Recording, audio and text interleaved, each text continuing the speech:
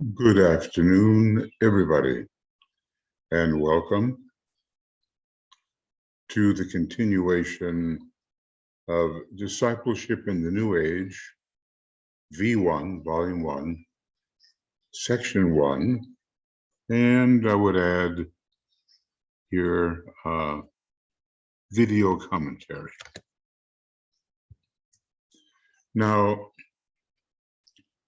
we've entered into this work of talks to disciples.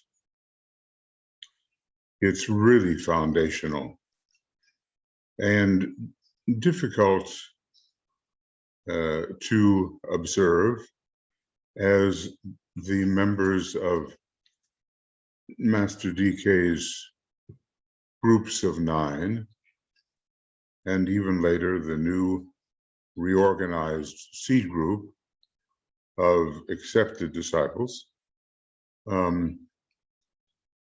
even as they found it difficult to really observe or to succeed in doing what Master DK expected of them.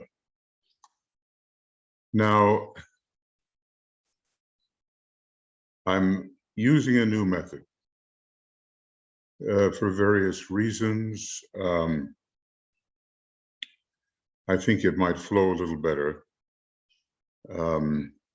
if I don't spend so much time color coding things and enlarging words where it's absolutely necessary to do so, and where the sentence given by Master DK is inescapably germane to our subject, well, then maybe I may have to do a little bit of that. But I'm counting on you to realize when it is he speaking and when I am making various correlations. Now, I'll do that by saying, when it's the master speaking, I'll say, going on. And, or he says, something like that.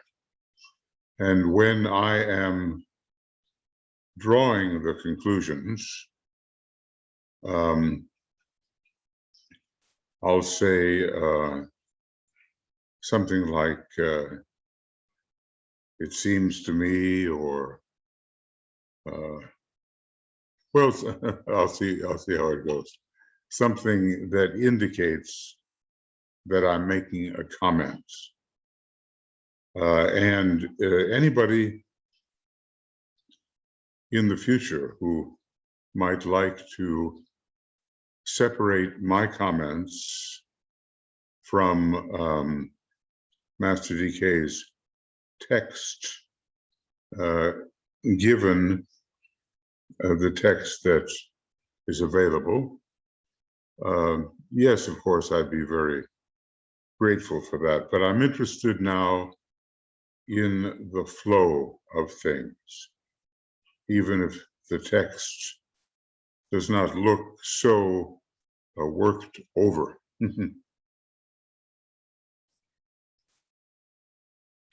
He does say, in terms of the segue, that what I say should be read with care.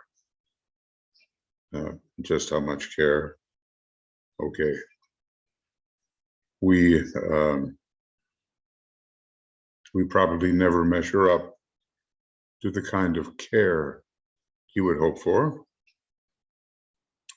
So repeating then, what I say should be read with care, for the written word may contain several meanings.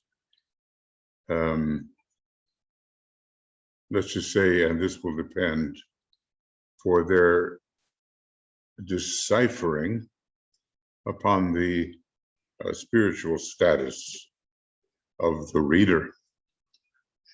the sensitivity of consciousness. So he says, for the written word may contain several meanings, and these can be sensed according to the intuition. Let me say that depending on whether the intuition is developed.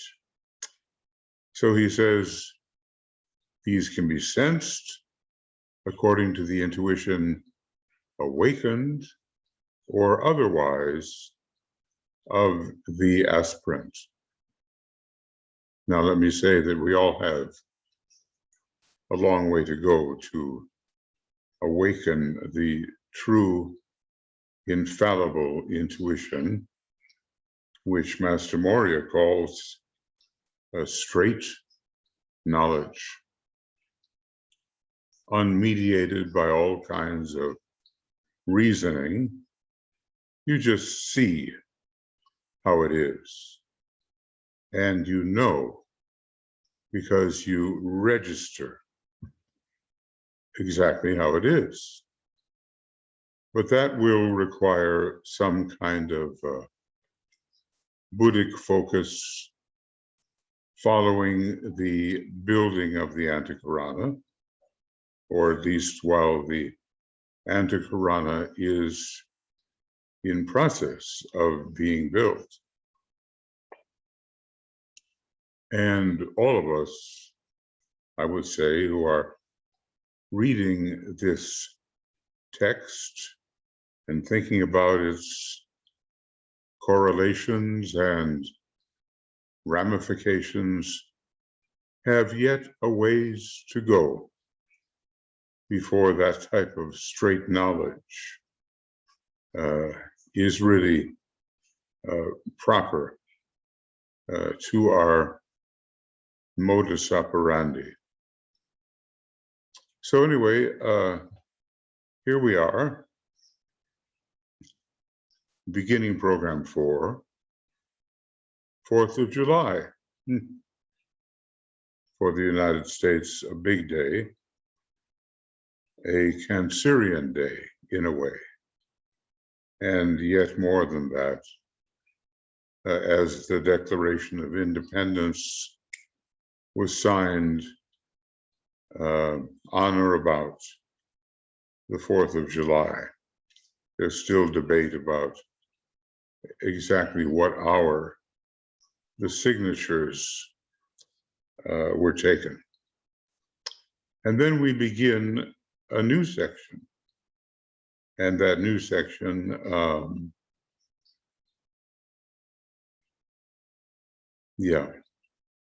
it's program 4. So even though the text may look somewhat more plain than it has been, I hope you'll be able to gather from it what is needed.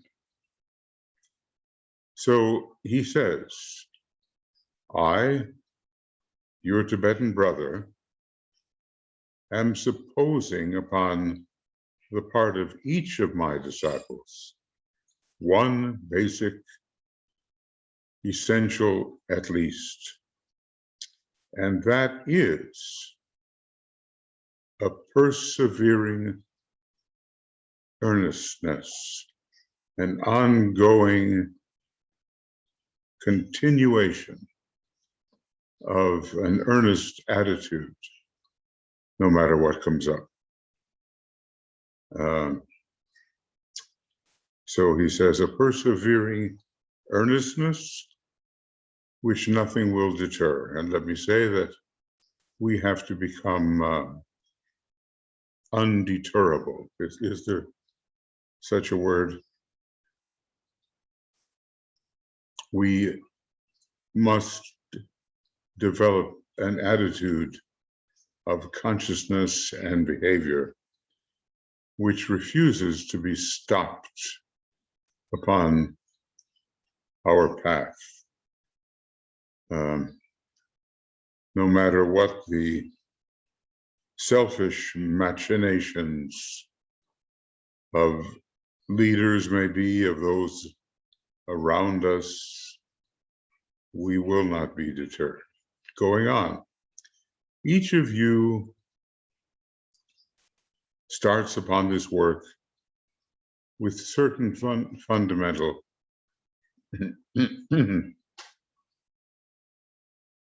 characteristics. And let me say, DK certainly has spent the time,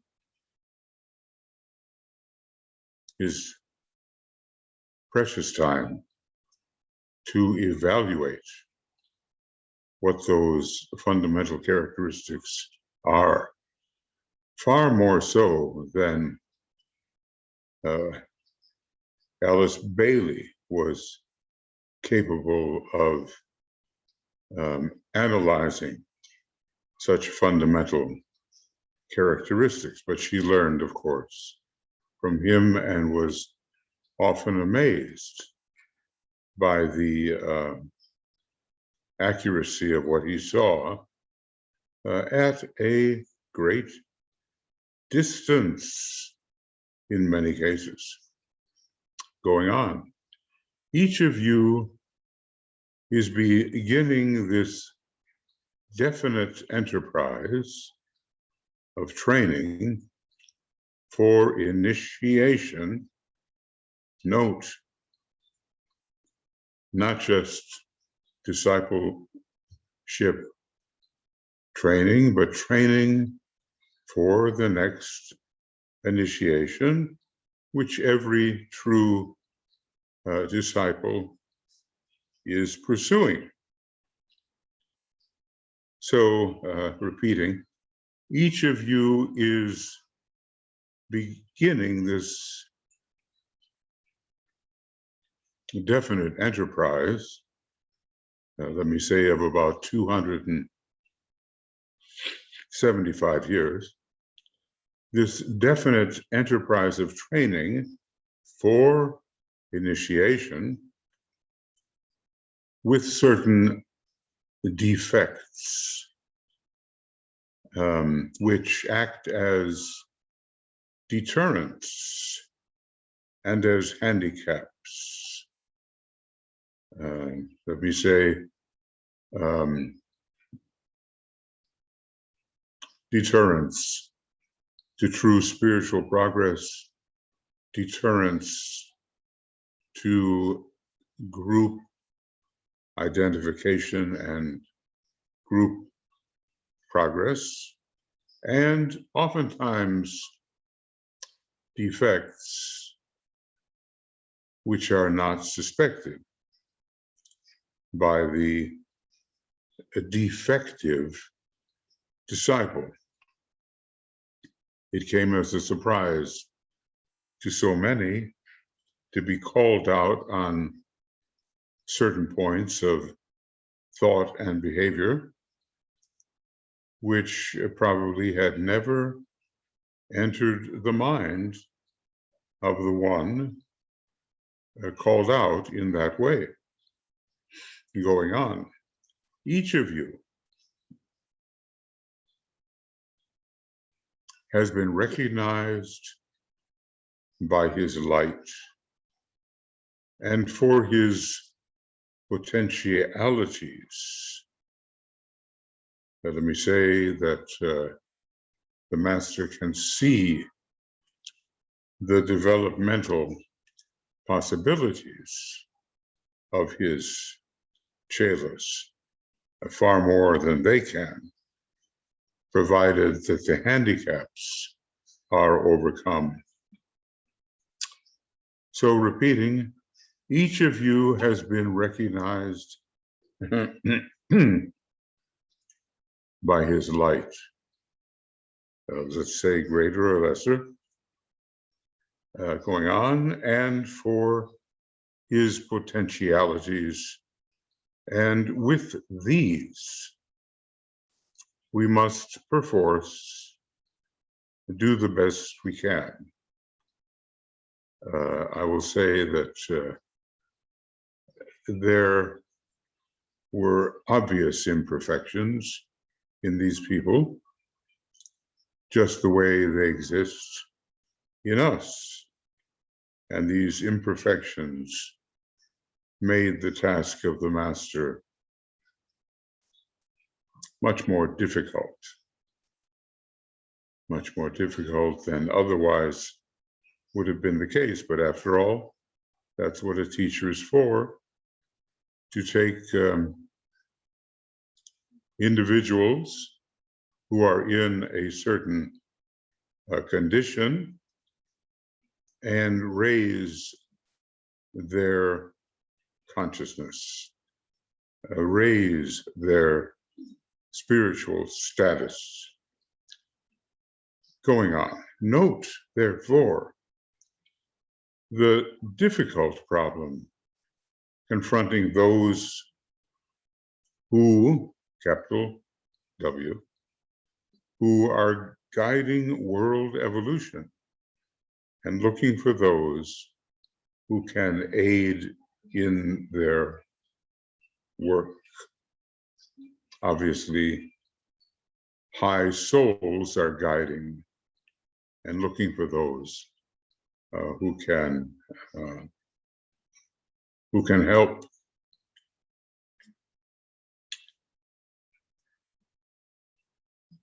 I'm reminded of Master DK somewhere discussing the usefulness of various chelas whose cry is, use me, I want to be used positively.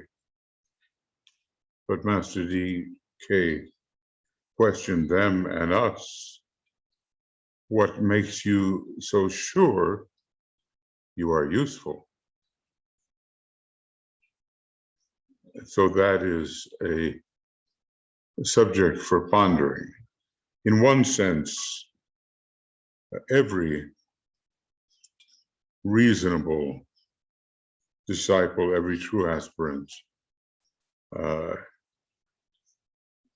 if applying himself or herself to the manifestation of the divine plan, is useful. From another point of view, the limitations of these people and of us reduce their usefulness, reduce our usefulness. Okay. So this is now page 5 in a very long book of over 700 pages. DK goes on, I will teach you. And that's quite a commitment, isn't it? Going on, whether or not you profit by the teaching is entirely your own affair. Let me say, he began perhaps in a mode more strict than eventually was evolved between himself and Alice Bailey. I remember him declaring that he would, well, my impression, almost mercilessly analyze the personality of people, help them see what their liabilities were, and not worry about whether the people found it personally offensive. Anyway, as he states, the teaching, whether or not you profit by the teaching is entirely your own affair.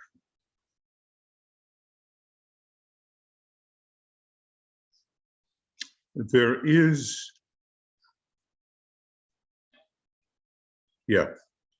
and that is something that the disciples of the New Age need to learn. Let me say that the taking on of full responsibility for the student by the teacher is no longer so commonly found. He goes on, there is no such thing as occult obedience as usually taught by the current occult schools. Now, I'll say that if you want his take on occult obedience, you read into the rays and the initiations, and it will be chapter 11, where as a third introductory point, he does take up the true meaning of occult obedience. But repeating, there is no such thing as occult obedience as usually taught by the current occult schools. I'll say, which is oftentimes obey the leader. Don't think for yourself. Just do what the leader says to do, the leader with his or her supposed connection to the master. He goes on, in the olden days, in the East, the master exacted from his disciple that implicit obedience, which actually made the master responsible. You see, it's different now. So, made the master responsible and placed upon his shoulders the destiny or the karma of the disciple. I will say that the disciples have advanced in their caliber, are much more mentally equipped and independent. So going on, that condition no longer holds good. And we really have to discriminate there. No doubt we will come in touch with those who would teach us. Let's observe carefully what their methods are, because we know what their methods should be or could be. So in these old days, the master was made responsible and placed upon his shoulders the destiny or the destiny or the karma of the disciple. And maybe some of us hope for those olden times and have not yet gotten with the new program. But going on, the Tibetan says that condition no longer holds good. The intellectual principle in the individual is now too much developed to warrant this type of expectancy. And I'll say that there are still people who hope for and wish the presence of the master to basically lift the weight from their shoulders and somehow take care of many things which the disciple is relieved from having to deal with. Of course, the new method is gradually superseding, and people will not find that it is a good thing to do to make themselves entirely dependent on the one they consider their master. So, repeating that condition no longer holds good. And the intellectual principle in the individual, let's say the mind held steady in the light and going on, is now too much developed to warrant this type of expectancy. What we gather here is that we are expected to think for ourselves with a mind held steady in the light of the soul. Going on. Therefore, this condition no longer holds good.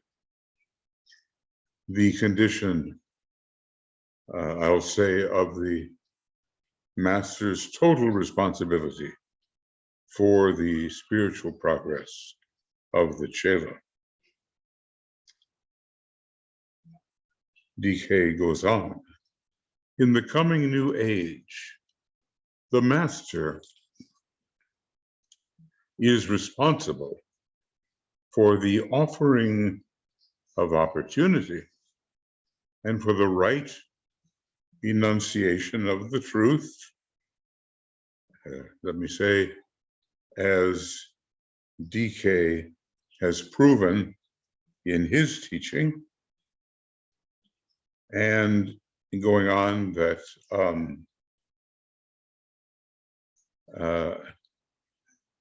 the master is responsible for right enunciation of the truth, but for no more than that.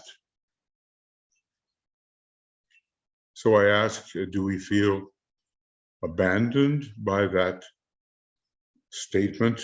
Are we, in a way, greedy for the master's attention? If so, we really prove to ourselves and to the world that we are pretty well ranked beginners. Going on. In these more enlightened days, no such position is assumed by the teacher as in the past.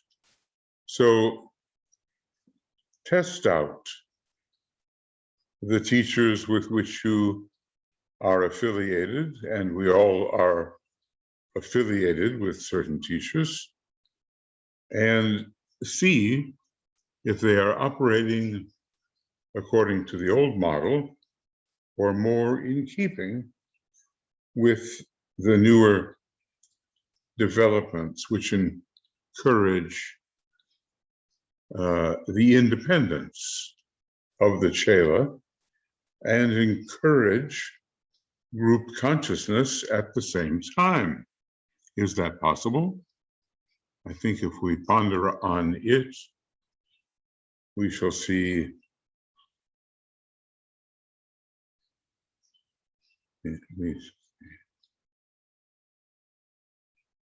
okay.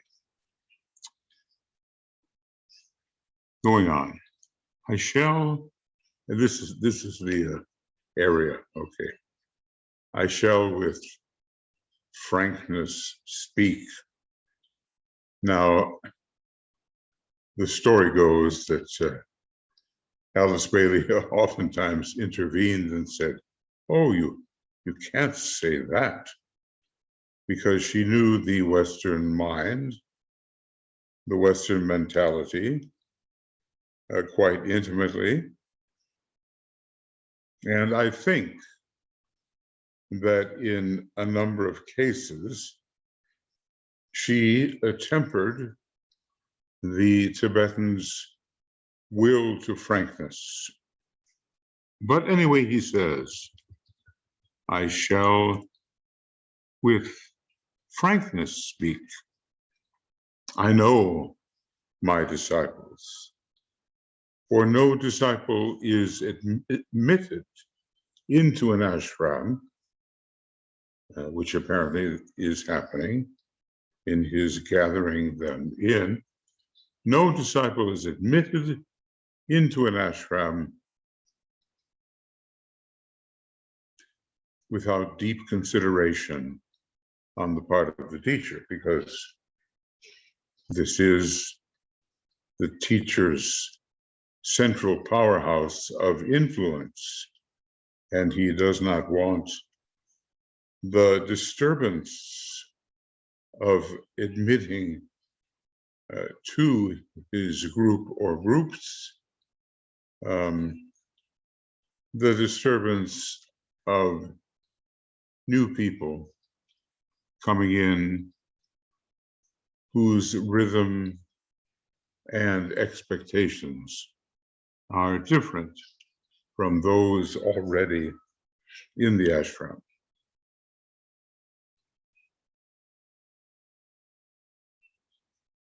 I know my disciples, he says. Now, I guess that means many of us being like his disciples are being known even now from the inside out. And probably if we were acquainted with what DK knows of us, or even thinks of us, we might be temporarily quite shocked. He goes on, I shall convey by hint and symbol that which should be apprehended. We're used to this mode of his acting, right?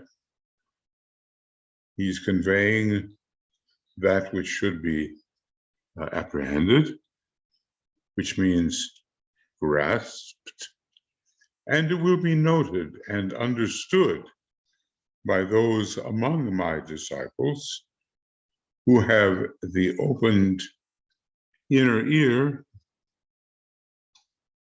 and true humility of heart.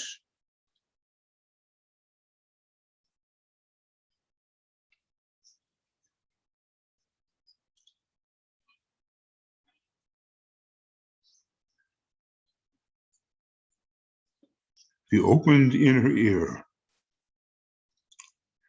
and true humility of heart. Let's ponder just for a moment on those two.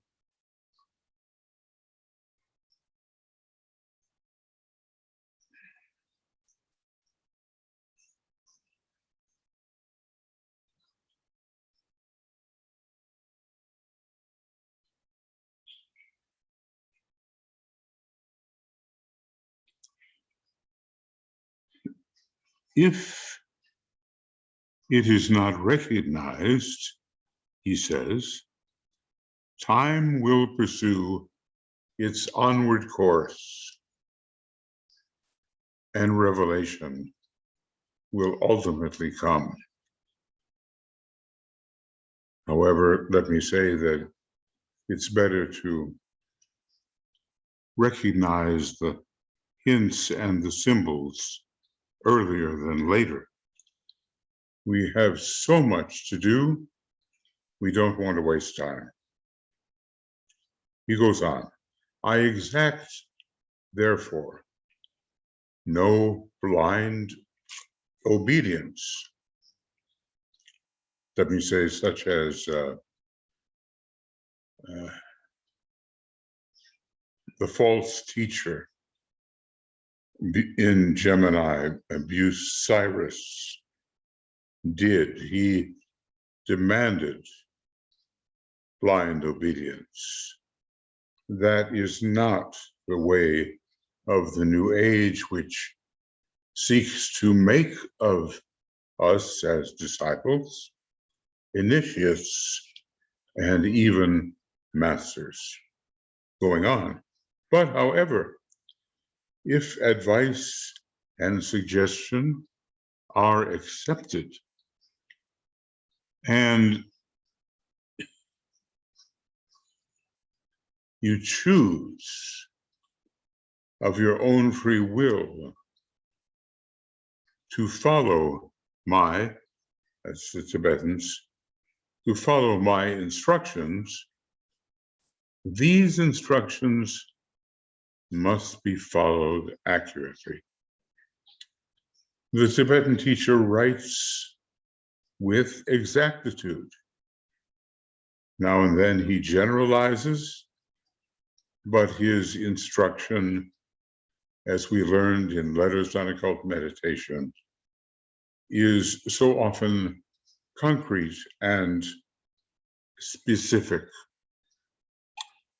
Going on. Also, there must be none of that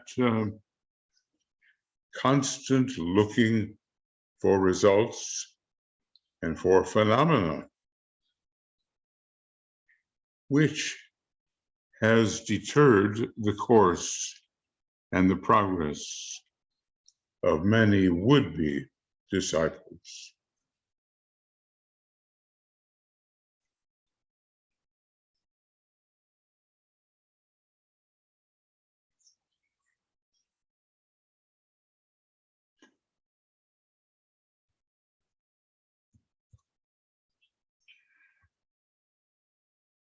Well, the Tibetan begins on a note of frankness and demands that we listen inwardly with the opened inner ear. Of course, Alice Bailey had that, perhaps for a long time, with respect to the Tibetan teacher, because he was the supervising chela when she was a chela in the light, and he gave reports probably to Master Kutumi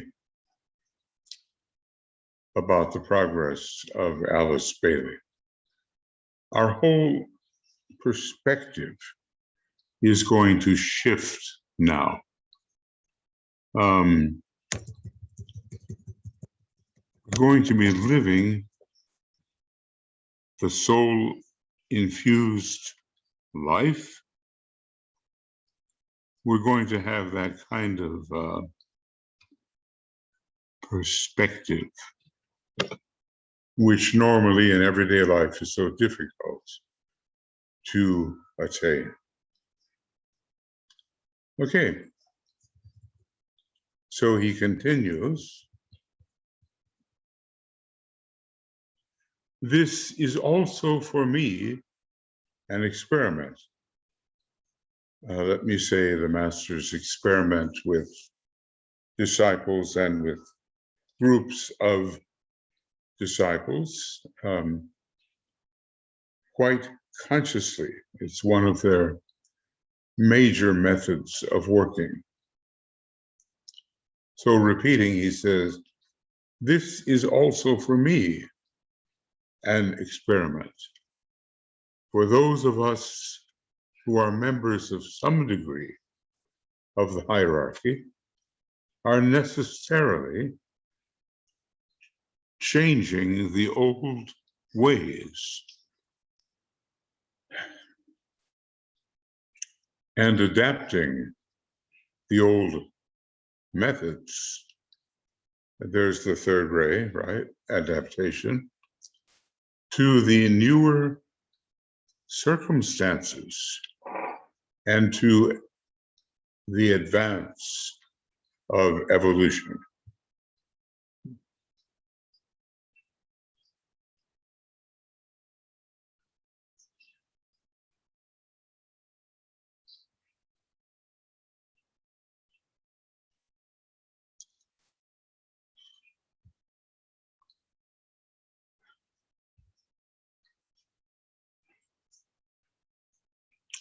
Many tried disciples and aspirants, he says. Should I have said tired disciples? Should I have said tired brother of mine? For I surmise that both words are true, are to be subjected to experiments which will involve the application of the ancient rules in a modern way. Let me say the hierarchy is Aquarian, Uranian, and therefore experimental in its approach. Go on. Disciples in the olden days were the product of more peaceful times. I'll say that when you look at some of the wars that occurred, you kind of wonder what he means, but I think probably we live in a particularly violent time. Going on, the chitta, or mind stuff, as Patanjali calls it in his famous book of rules, was neither so highly developed, nor was it tinctured by so much thought, or potentially so illumined. So he sets here a vision of how it was in the past and why today's methods must change to keep up with newer potentialities and possibilities.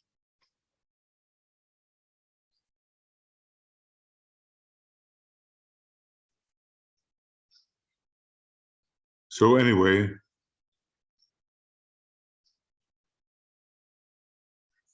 along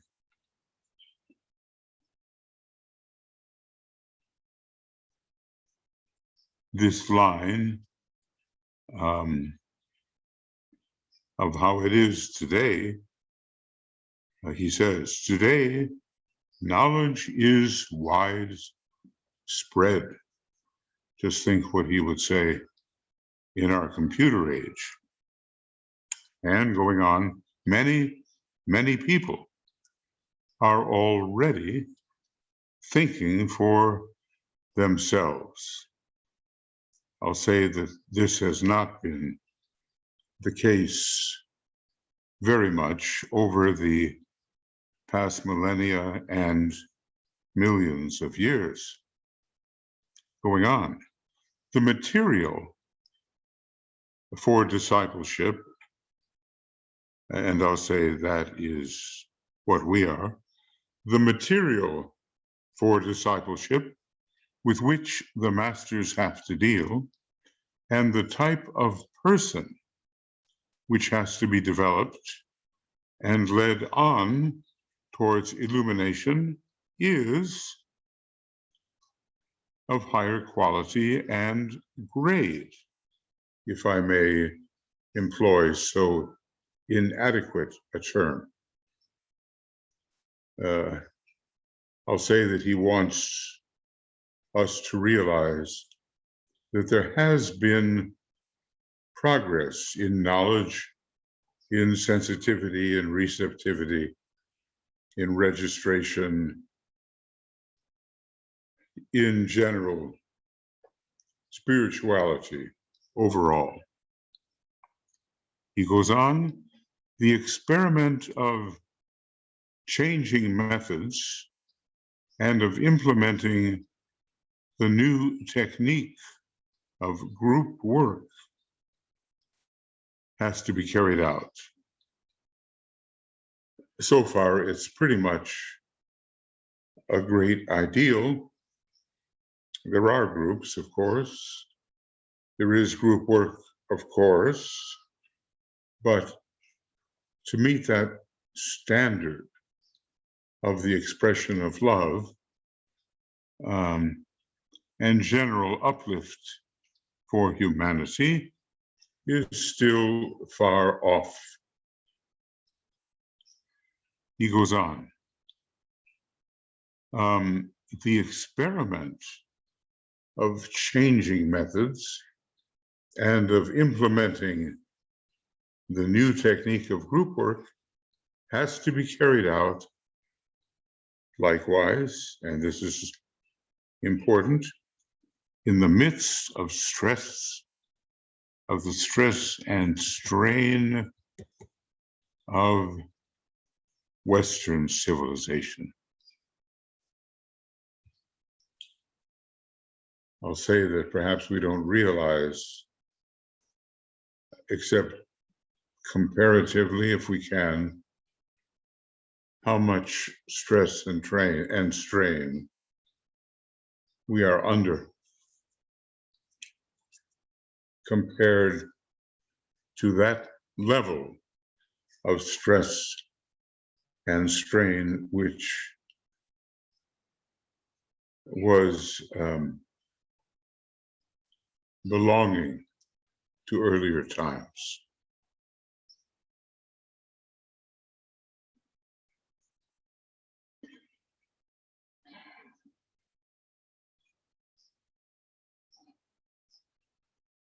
So this stress and strain, this imposes on all chosen to participate in this work an undue effort.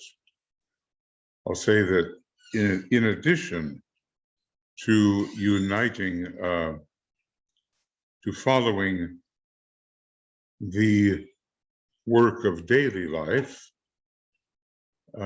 they have the added burden of having to serve the Tibetan in all that he laid upon them.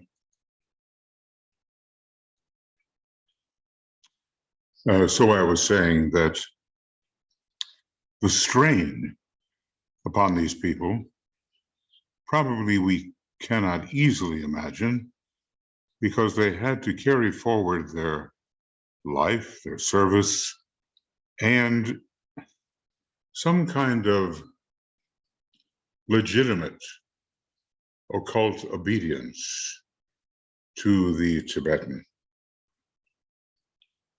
Because after all, he had gathered them in, they consented, and he told what he expected of them, that they would not be deterred.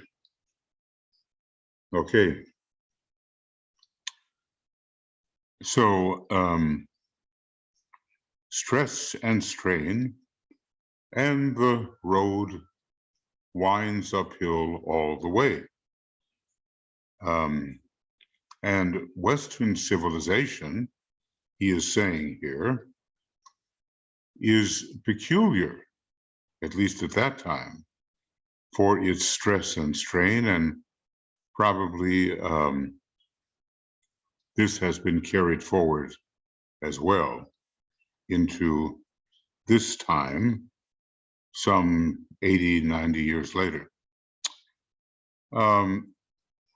So DK goes on saying, This imposes on all chosen to participate in this work an undue effort,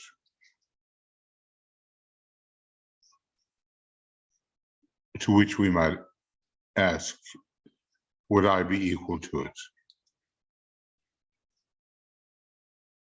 Would I really be equal to the undue effort required?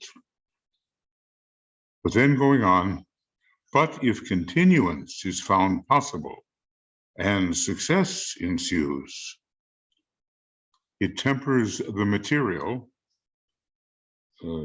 let's call it the substance of our personality. It tempers the material to a finer degree of power.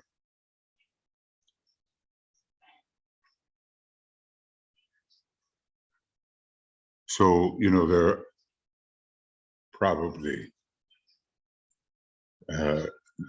would not exist among the disciples ingathered regrets that they had been ingathered and brought into closer association with Master DK. Individually, they profited much in terms of the Master's ideals for enlightened, loving, plan-oriented group work. Well, they didn't, as far as I can see, make the grade. But more opportunity will exist. This project has still more than 175 years to run. Going on then, as has been said, the jungles of the Occident are of a different kind to those within the Eastern zone. Interesting, isn't it, that he refers to that kind of wild growth, the jungle growth in the Occident, where there are no, well, there are some perhaps, but not as many true natural jungles. It's a different type of stress and danger that occurs in the jungles of the Occident. DK goes on, they call for, and let's see if we can do this, they call for peace in turmoil, for power in fatigue, for persistence in spite of bad health, for understanding in spite of the clamor. It's not glamour, it's clamor of Western life. I just feel, the need somehow to do a little there. Progress, he says, is therefore made in spite of and not because of existing conditions. So let's say that we disciples have to be persistent warriors in that respect, and we're always going against the grain.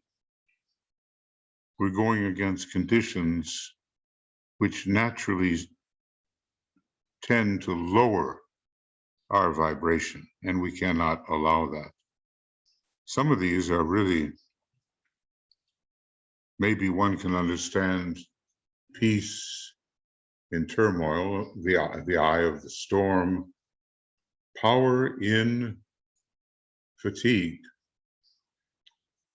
How shall that power be summoned? Through what chakras shall it work? Or do we just give up and say, I'm too tired? And this one, of course, applies to so many people. I think the true disciple will later in life experience this. For persistence in spite of bad health. That's a tough one. And there is such a racket in Western countries. The age of quietude has not yet come, and it will come. There's a mind-disturbing clamor in Western life, and it prevents that quiet identification, which is a true and deep understanding.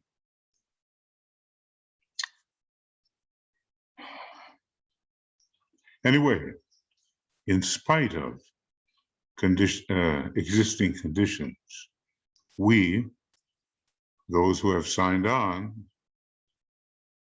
must achieve, must find success. He goes on, for disciples such as those I am now going to attempt to teach, there he uses the word attempt, he says, I will teach you. Now he talks about attempting to do so. There is no retiring from the world. We realize that's the usual model. The holy man, the holy woman retires from the strain and interruption of the world and is able to pursue spiritual studies and meditations in complete quietude. Well, apparently not in the West. So he goes on, there is no condition of physical peace and of quiet wherein the soul may be invoked and in which work potent in results may be achieved in the calm silence and the rest, although he did recommend it to a couple of disciples, and the rest of what the Hindu calls samadhi, complete detachment from the calls of the body and the emotions. I'll say it's a state of divine contemplation. There is no condition of physical peace and quiet in the West where the soul may be invoked and in which work potent in results may be achieved in the calm of silence and the rest of what the Hindu calls samadhi, complete detachment from the calls of the body and emotions. Some of us have come from the East and have a long experience with the kind of process he just described as non-existing in the West. The work has to go forward in clamor. The point of peace must be found in the midst of riots. That's quite picturesque, what he says there. He goes on, wisdom must be attained in the very midst of intellectual turmoil. I'll say that indeed a rampant mind can block out the registration of true wisdom. So we have to hold the mind steady in the light and not get involved forever in mental disquisitions. Repeating then, wisdom must be attained in the very midst of intellectual turmoil and the work of cooperation with the hierarchy on the inner side of life must proceed amidst, whoa, look at those words, the devastating racket of modern life. It seems they are worth at least highlighting. The devastating racket of modern life in the great cities. So I'll say the job is difficult. And this adds to the stress and strain in the life of disciples who sign on to pursue their discipleship in the new age. Not everybody has to do that, but there's some lure that is magnetically generated within the spirit of every self-conscious human being, and it attracts people, chelas, students, to the disciplines of discipleship. Are you not so attracted?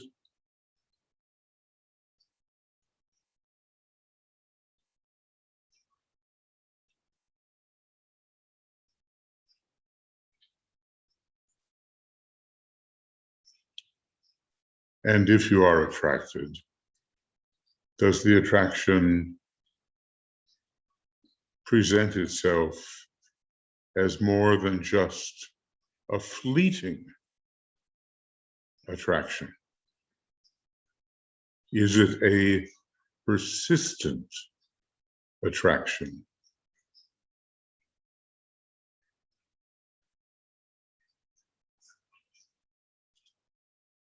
We certainly have to, in the old image, put our hand to the plow and not turn back.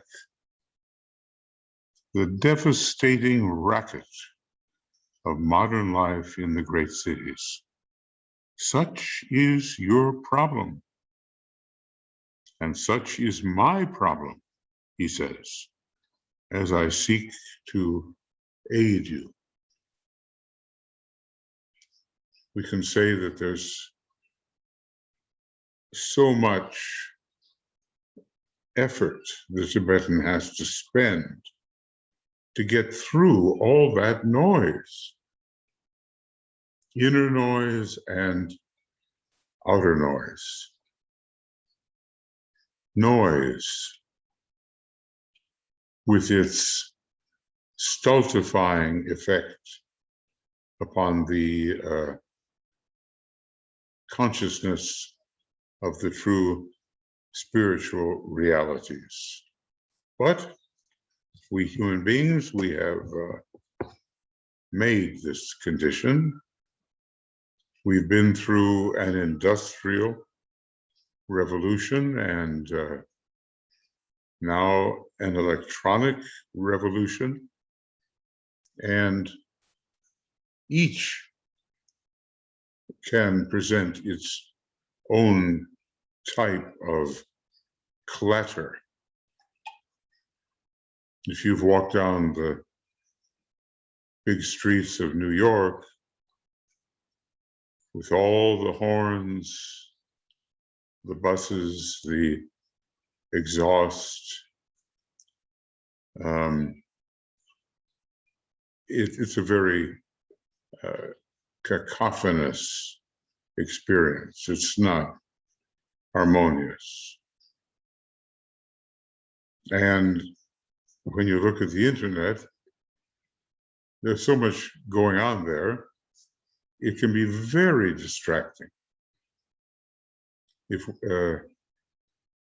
one has to keep one's purpose strongly, or just be swept along with this current of, one of my friends calls it media maya.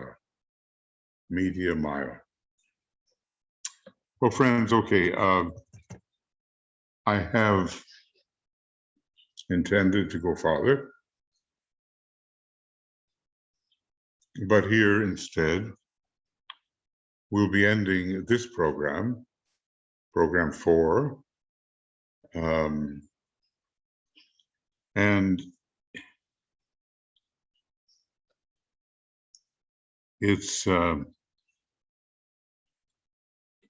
should be pages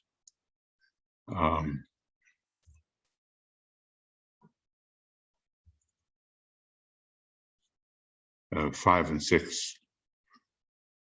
So a program about an hour. And we'll start with page 6, with 7 coming up soon.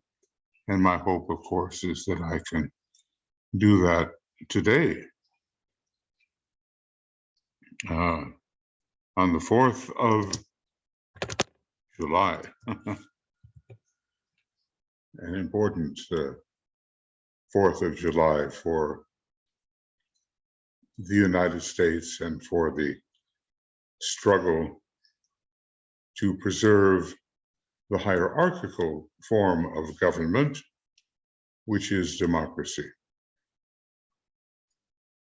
We're not working yet on preserving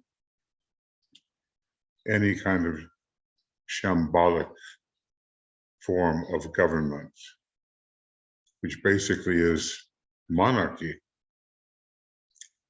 So shortly, I hope to take up this next section, which DK begins to describe, in which he begins to describe the problem of his own excessive expenditure of force as he attempts to reach his students and to study each of you at certain intervals. He doesn't say how frequently, but they are, well, I won't hazard a guess. He did write letters in the beginning every 6 months.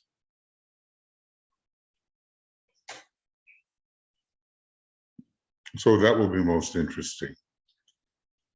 And I'll continue it as soon as I can. So Tuya and I wish you love and many blessings, and the whole communications team, BL and Joe and Michael Crow and Michael Stacy and others wish you much inspiration as you're able to study Master DK's words, take them in, and maybe be led to additional light, hopefully, by some of the comments that I will make in these video commentaries. So this will be put up on Makara quite soon and on our YouTube channel, Moria Federation Esoteric Education. See you soon then. Bye-bye.